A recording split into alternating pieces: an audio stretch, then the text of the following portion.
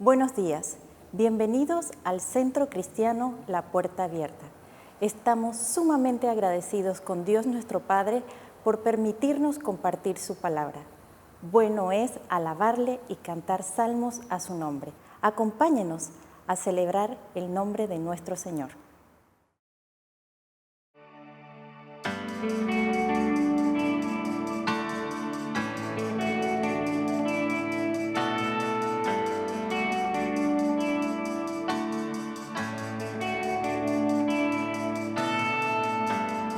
Tú preparas una mesa para mí en presencia de mis enemigos. Cuerpo y sangre vertiste tú por mí, así peleo mis batallas.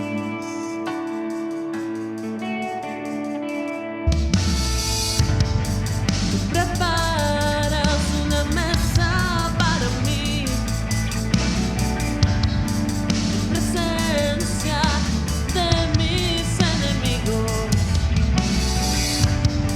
Cuerpo y sangre vertiste tú por mí, así peleo mis batallas. Y creo que tú has vencido. Levanto hoy mi canto por lo que has hecho en mí. Así peleo mis batallas, así peleo mis batallas, así peleo mis batallas. Así peleo mis batallas, así peleo mis batallas, así peleo mis batallas. Oh.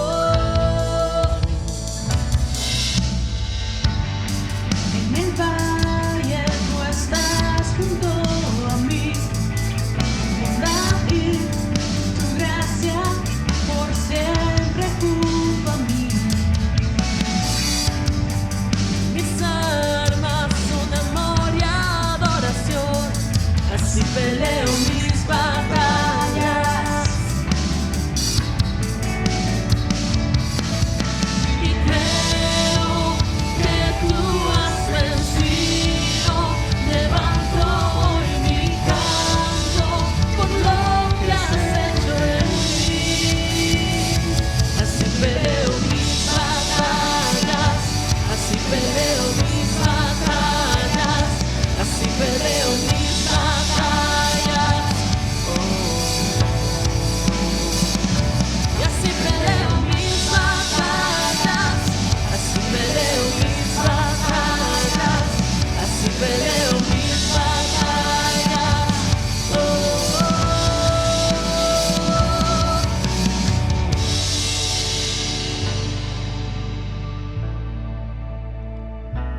Así peleo mis batallas.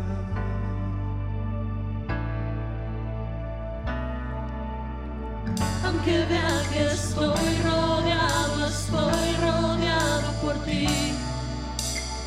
Aunque vea que estoy rodeado por ti. Aunque vea que estoy rodeado por ti. Aunque vea que estoy rodeado por ti.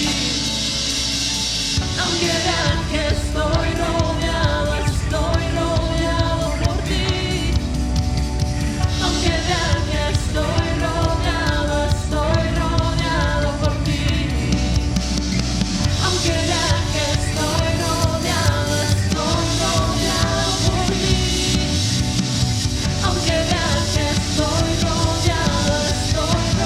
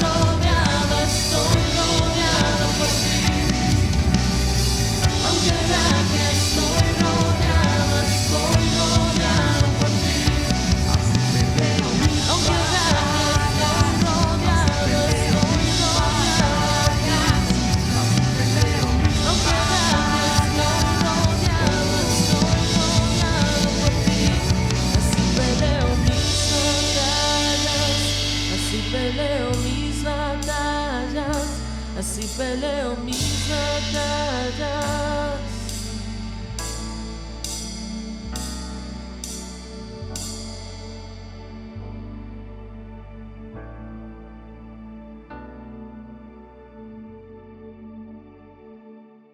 Dios promete darnos una triple bendición como pueblo, pero es necesario cumplir con ciertas condiciones. Acompaña al pastor Hiram Harris a descubrir en 2 de Crónicas 7:14 lo que dice sobre promesas y condiciones. Bienvenidos, buenos días a una transmisión semanal más en un tiempo muy especial como país, como nación, enfrentando tiempos difíciles y aún en medio de lluvias e inundaciones que están afectando áreas importantes en nuestro país. Nuestra oración, nuestro pedirle a Dios que extienda su mano de misericordia y que este tiempo difícil pase pronto. Seguimos en este día con nuestra serie Dios y Nación, un recorrido sobre algunos eventos y pasajes en las Escrituras que hablan acerca del deseo de Dios y el corazón de Dios en su anhelo de acercarse al individuo, pero también visto como parte de un todo, de un grupo, de una nación.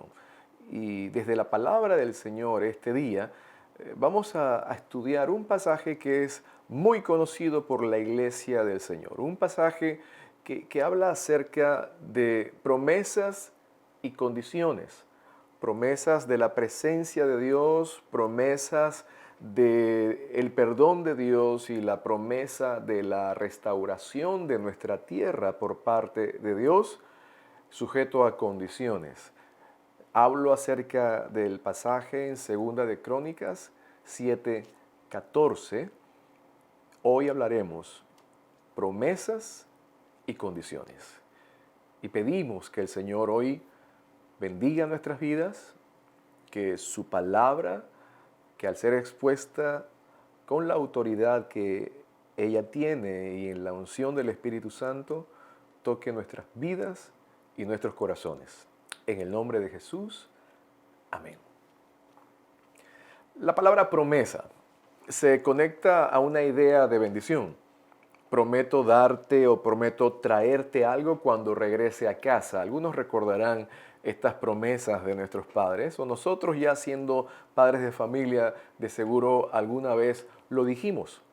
Pero es importante entender que la mayoría de las promesas están condicionadas a la acción de aquellas personas que van a recibir la promesa.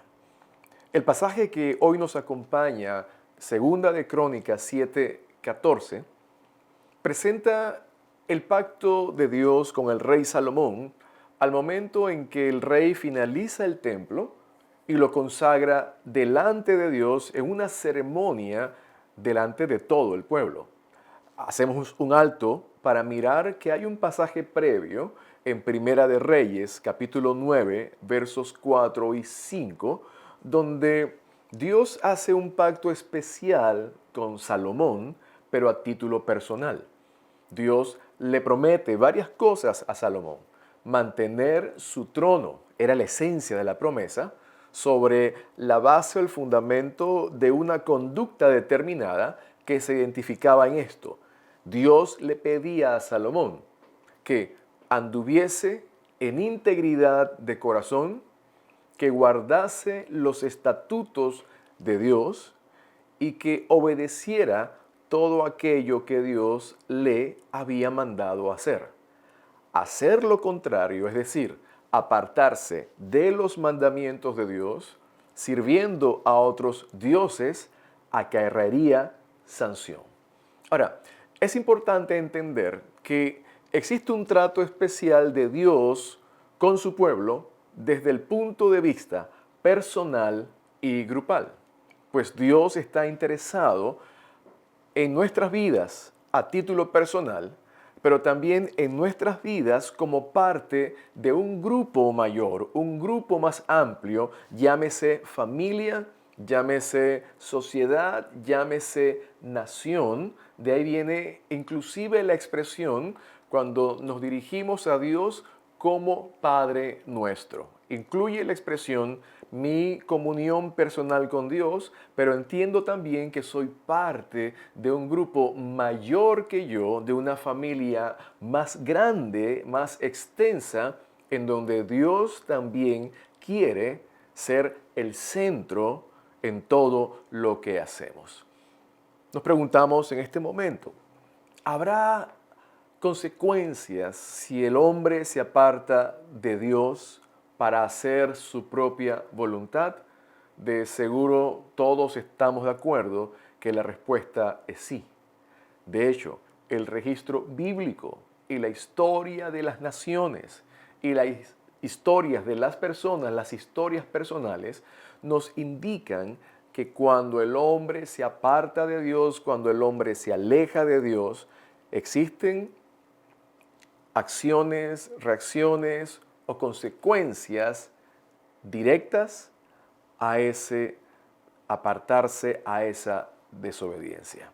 El pasaje de hoy nos presenta 4 condiciones que estamos llamados a cumplir y 3 promesas que Dios le habló a Salomón en su momento, pero hoy nos alcanzan a nosotros como principios ciertos, fieles y altamente aplicables a nuestras vidas. Me acompañan, por favor, y juntos podemos leer el libro de Segunda de Crónicas, capítulo 7, verso 13 y 14.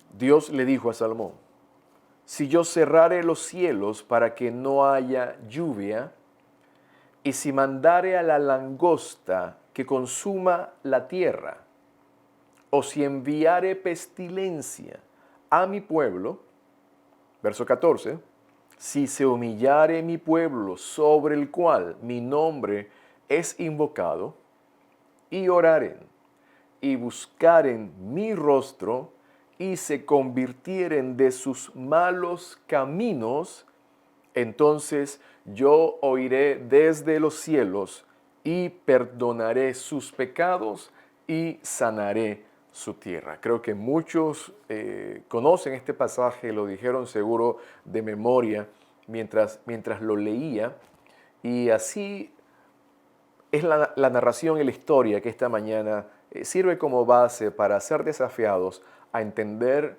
promesas sujetas a condiciones.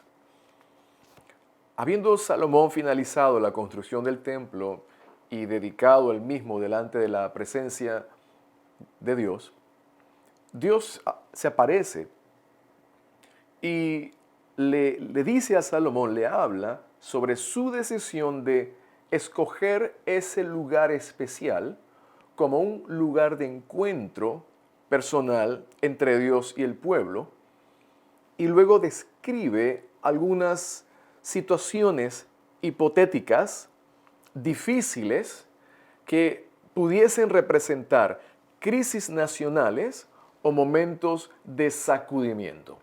El verso 13 presenta el cuadro hipotético de acciones que pudiesen determinar momentos difíciles. Dice el verso 13, si yo cerrare los cielos, recuerden, la desobediencia conllevaba consecuencias. Si yo cerrare los cielos para que no haya lluvia, entiéndase sequías, cultivos, hambre. Si enviare langosta que consuma la tierra, es decir, insectos que se comiesen la cosecha. O 3, si yo permitiera algún tipo de enfermedad, pestes, virus, etc., estas eran el cuadro hipotético de momentos difíciles que pudiese experimentar la nación. Pero aquí Dios establece 4 condiciones que en medio de dificultades, en medio de tiempos difíciles, representaban un llamado por parte de Dios para que su pueblo, para que aquellos que él había escogido, para que aquellos que Dios había llamado, hicieran. Se humillaren. 2, oraren. 3, buscaren el rostro de Dios. Y 4, se convirtieren de sus malos caminos todo esto acarrearía o sería la base o el fundamento para que las siguientes 3 promesas se cumpliesen. Dice Dios, yo iré desde los cielos. Número 2, perdonaré sus pecados. Y número 3, sanaré su tierra.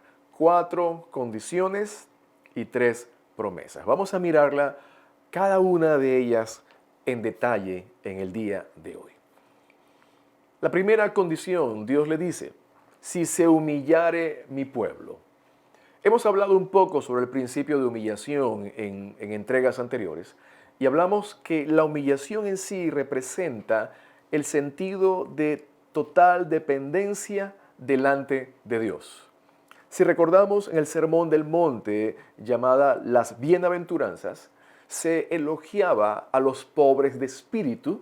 ¿Recuerdan? Bienaventurados los pobres de espíritu, porque de ellos es el reino de los cielos. Aquí pobreza no tiene nada que ver con términos materiales. Aquí se habla de pobreza, de humillación, como una actitud de dependencia en la fuerza de Dios, de dependencia en la justicia de Dios y nada en la propia capacidad personal o humana, entendiendo que la vida de un hombre o de una persona no es nada sin la presencia de Dios en él. Alguien humilde es alguien que no cuenta sus logros personales como señal de bienestar, sino que Dios es su mayor galardón, Dios es su premio mayor. Es importante entender que por nuestra propia naturaleza, el yo, el ser humano dirigiendo su propia vida, se encuentra en el centro o en el trono reinando. Y en ocasiones llegamos a Dios así, y hay que entender que Dios debe ocupar el primer lugar en nuestras vidas. Un pueblo que había experimentado grandes victorias, un pueblo que había experimentado y visto la mano de Dios en innumerables momentos, podía pensar de alguna forma u otra que todo venía por simplemente su capacidad o su fuerza. Dios estaba llamando que el pueblo que invoca el nombre del Señor se tenía en primer lugar que humillar, expresar su dependencia de Dios, rendirse absolutamente delante del Dios Todopoderoso. Segunda condición, dice la Biblia, y orare. La oración, orar es hablar con Dios. En el Padre, cuando se enseña a Jesús, se enseña a orar, dice, cuando ores, dando por sentado que el Hijo de Dios ora, dando por sentado que son momentos propios o particulares de la vida del creyente, cuando lo hagas, cuando hables, cuando te acerques a Dios, dice aquí el texto, cuando ores, cuando estés delante de la presencia del Señor, y hago notar lo siguiente, una de las marcas de debilidad espiritual o sequía es cuando la oración deja de cumplir una función relacional y se convierte en una función transaccional. Lo voy a repetir. Una de las marcas de debilidad espiritual o sequía espiritual es cuando la oración deja de cumplir una función relacional. Es una manera en que nos comunicamos delante de Dios, estamos habitualmente delante de la presencia del Señor, esperando en Él, hablando, pero también escuchando, porque no es un monólogo, es un diálogo. Esa es la función relacional, la comunicación necesaria delante de Dios. Pero cuando hay sequía espiritual, nuestra oración, si es que se ora, la oración se convierte en una función transaccional. Voy a orar porque necesito pedirle algo a Dios y necesito que Él me responda. Cuando Dios le habla a Salomón y le dice, si el pueblo sobre el cual mi nombre es invocado, aquel pueblo que me llama, número 1, debe humillarse. Número 2, deben orar. Pero no hablamos de una oración que solamente espera recibir algo o pedirle algo a Dios, sino que es una oración y se complementa con la siguiente condición. Y buscar en mi rostro, obsérvense, oramos para buscar el rostro de Dios. Oramos desde una perspectiva relacional para mirar el rostro de Dios y no desde una perspectiva transaccional para mirar sus manos. La vida del hombre está tan centrada en sí mismo que se ocupa con creces del yo. Nos relacionamos, de hecho, en función con otras personas, en función de lo que otros pueden hacer por nosotros, como otros pueden suplir para nuestras necesidades, y así también vivimos la vida cristiana también. Pensamos, Dios es el que me ayuda, y es más decimos, Dios me tiene que ayudar. Dios es el que me alimenta, Él me tiene que alimentar. Todo lo pensamos en función de lo que Dios hace, en función de lo que Dios da. Pero esta condición de la oración para buscar el rostro de Dios es importante que lo podamos entender en la dimensión relacional y no en la dimensión transaccional. Doy para que tú me des. Hago para que tú hagas. ¿Me explico? Y eso es, en muchas ocasiones, la manera en que nos relacionamos habitualmente con las personas. Vivimos en modalidad, llamaba el doctor Haggai, en modalidad pisar y correr. Me acerco a alguien para tocarlo, para llegarme a él, pero para ver qué puedo obtener de aquella persona. ¿Sabes? Esa manera de vivir transaccional la podemos dirigir también a nuestro acercamiento o a nuestra búsqueda de Dios. Por eso Dios le dijo a Salomón, si mi pueblo, sobre el cual mi nombre es invocado, se humilla, ora, pero una oración de buscar el rostro de Dios. Buscar el rostro de Dios implica el anhelo de estar con Él. Ciertamente el contexto del pasaje nos está hablando, si se encuentran en tiempos de dificultad, si hay sequías, si hay langostas que se comen la cosecha y vienen aquí a mi casa, hay necesidad, sí. El momento describe el momento de calamidad, pero aún en medio de la calamidad, Dios nos llama a orar para estar con Él.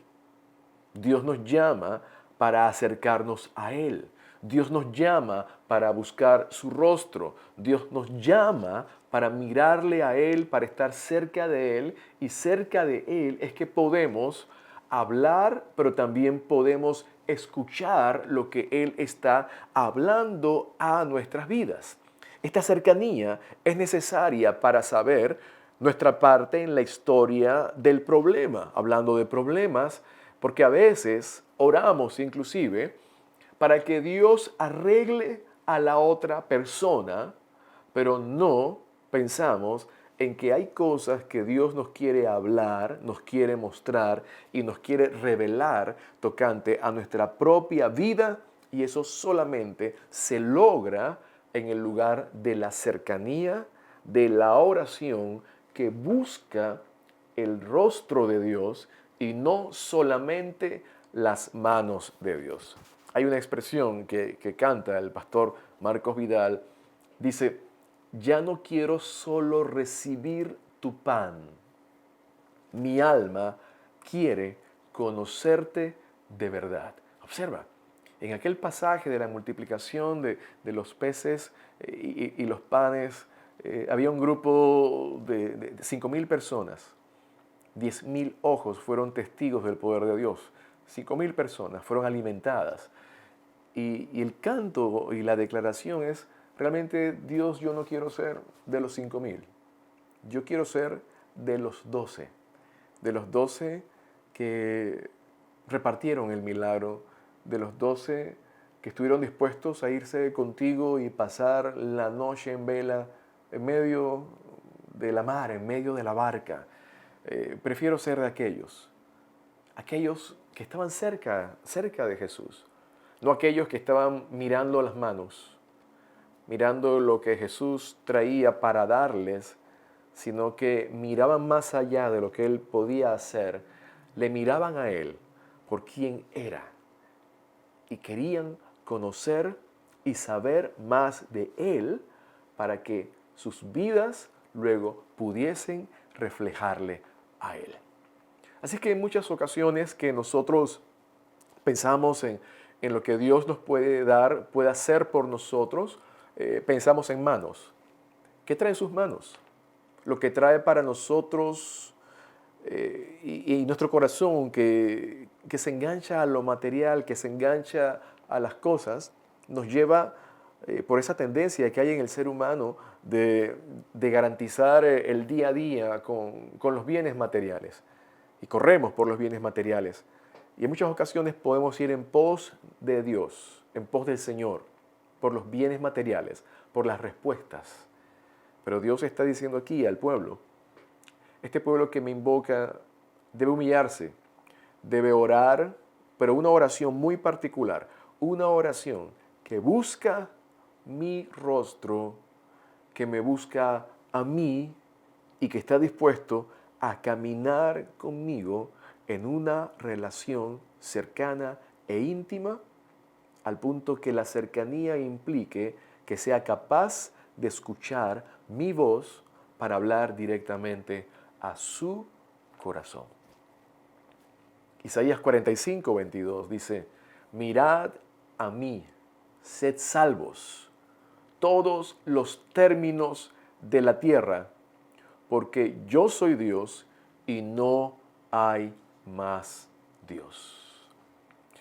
Ciertamente hay muchas cosas que no vamos a entender hasta que estemos frente a Él, cara a cara.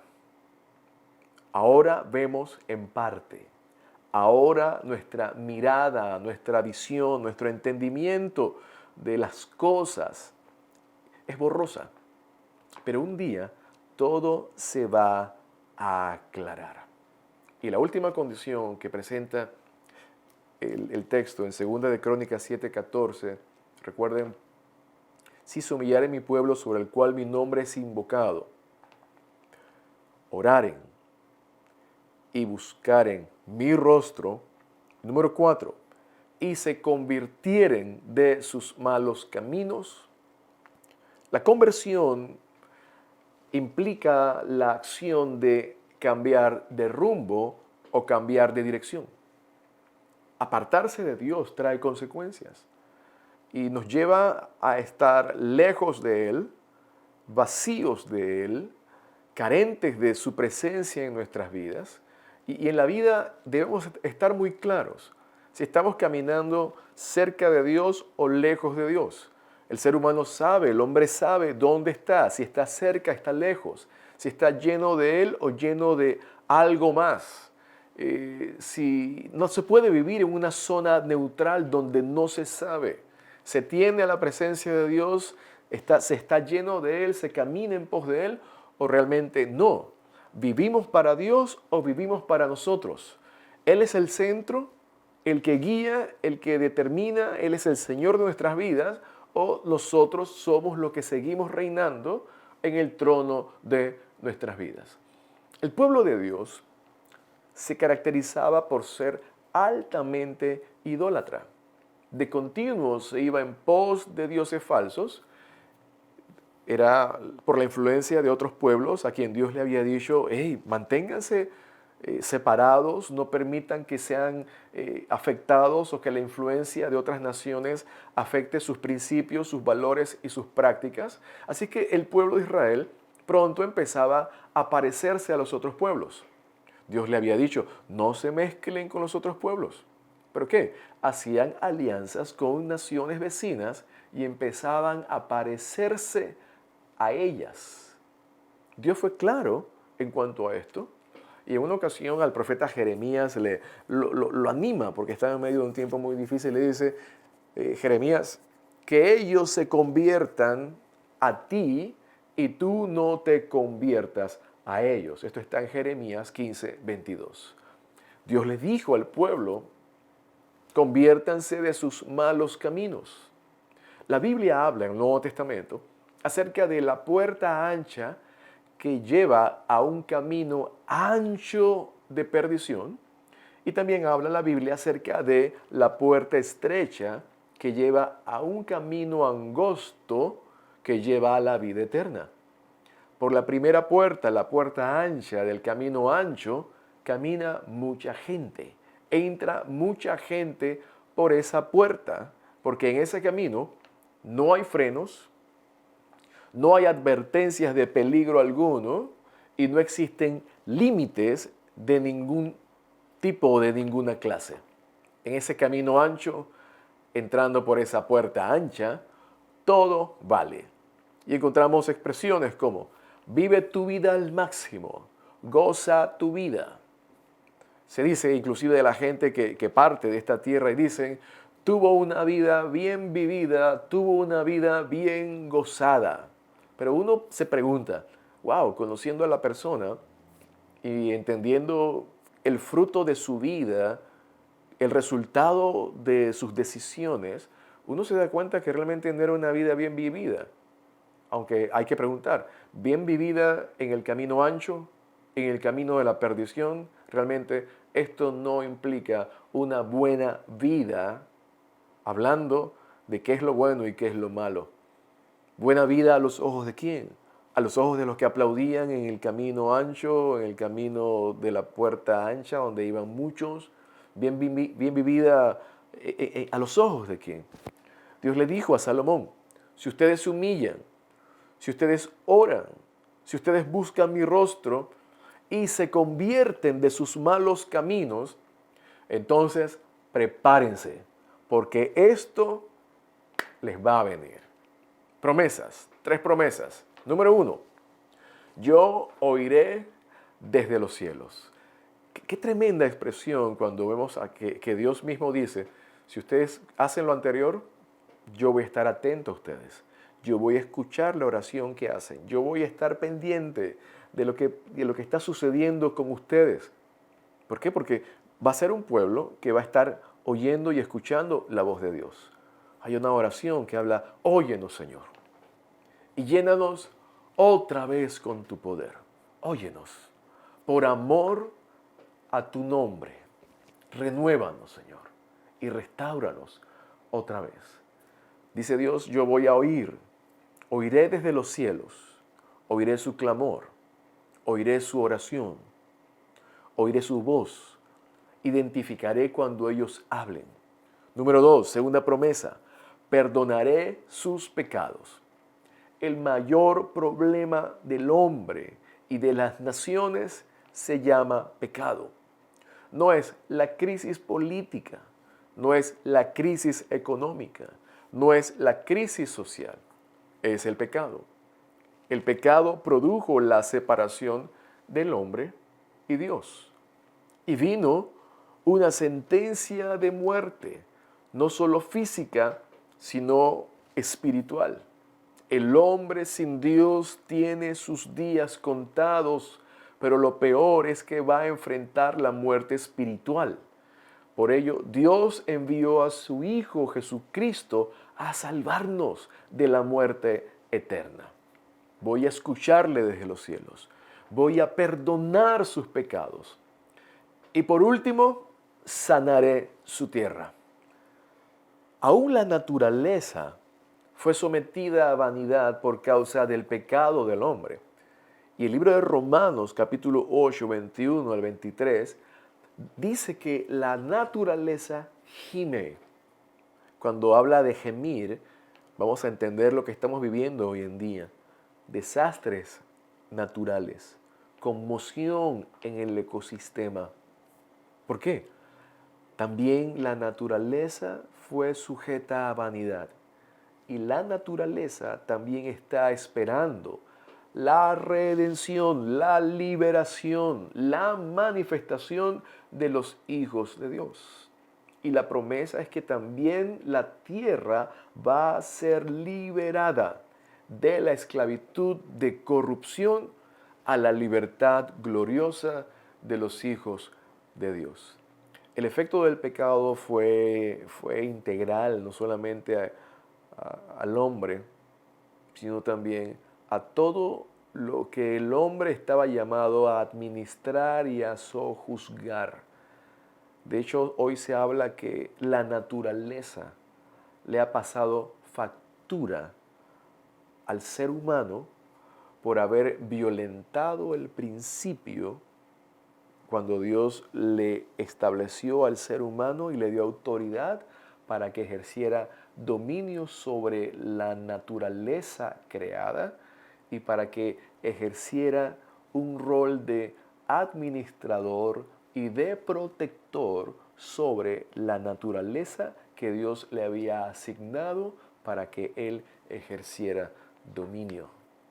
La promesa que alcanza y se describe en el libro de Crónicas no solamente alcanza a la presencia de Dios haciéndose presente en medio del hombre, sino a la promesa de perdón y de salvación de Dios al corazón de los hombres, redimiendo su vida, restaurando su vida, sino que también por extensión alcanza a la tierra. Dijimos al principio que Dios está interesado tanto en nuestras vidas a título personal como en nuestras vidas formando parte de un pueblo. Y de ahí que las conductas individuales afectan para bien o para mal a un grupo mayor. Así una falta personal, todos conocemos, una falta personal acarrea consecuencias a una familia. De igual forma, el pecado personal acarrea consecuencias a una nación. Dios es Dios del corazón del hombre y Dios también es Dios de las naciones. Y sucede que cuando los corazones se alejan de Dios, se experimentan consecuencias generales adversas al resto del grupo. Y también lo contrario sucede cuando una nación inclina su corazón a Dios. Basado en el Salmo 33, quiero leer algunos versos desde el 12 al 22 y escuchémosla como una oración sobre Panamá. Una oración y un anhelo y un deseo que esto suceda sobre nuestra tierra. Salmo 33, verso 12. Bienaventurada la nación cuyo Dios es Jehová, el pueblo que él escogió como heredad para sí. Desde los cielos miró Jehová, vio a todos los hijos de los hombres. Desde el lugar de su morada miró sobre todos los moradores de la tierra. Él formó el corazón de todos ellos. Tanto está en todas sus obras. El rey no se salva por la multitud del ejército, ni escapa el valiente por la mucha fuerza. Vano para salvarse es el caballo, la grandeza de su fuerza a nadie podrá librar. He aquí el ojo de Jehová sobre los que le temen, sobre los que esperan su misericordia, para librar sus almas de la muerte y para darles vida en tiempo de hambre. Nuestra alma espera a Jehová. Nuestra ayuda y nuestro escudo es Él. Por tanto, en Él se alegrará nuestro corazón, porque en su santo nombre hemos confiado. Sea su misericordia, oh Jehová, sobre nosotros, sea tu misericordia, oh Dios, sobre Panamá, según esperamos en ti. Hoy Dios no habita en templos hechos por manos humanas, sino en corazones por la fe en la persona de Cristo Jesús. Y así Él ha prometido hacer morada en nosotros y escribir su ley, ya no en tablas de piedra, sino en corazones de carne. Y te invito ahora en tu lugar, donde te encuentras ahora mismo, que podamos hacer aquello que Dios le dijo a Salomón que era necesario hacer como condiciones indispensables para recibir las promesas de Dios. Humillarnos, orar, buscar su rostro y convertirnos de nuestros malos caminos para que Dios luego nos escuche, perdone nuestros pecados y sane nuestra tierra. Los principios bíblicos se mantienen firmes y estoy seguro que cuando los aplicamos, disfrutaremos de la bendición, de la presencia y de las promesas de Dios hechas sobre nuestras vidas. Hoy oro y pido que la bendición de Dios sea sobre cada persona que habita este hermoso país, que en medio de los tiempos de calamidad que estamos viviendo, la nación entera, desde la autoridad máxima de este país, nos humillemos delante de la presencia del Señor. Oremos buscando su rostro y nos convirtamos de nuestros malos caminos. Sé Dios que vendrán mejores días para Panamá. Estoy seguro, Señor, que tu mirada está puesta sobre esta nación.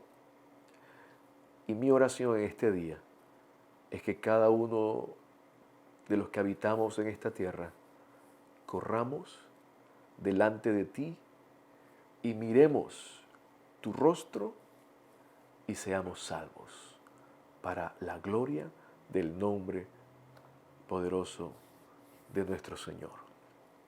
Amén. Amén. Que el Señor te bendiga. Seguimos orando por un país bendecido, guardado, amado por Dios. Un país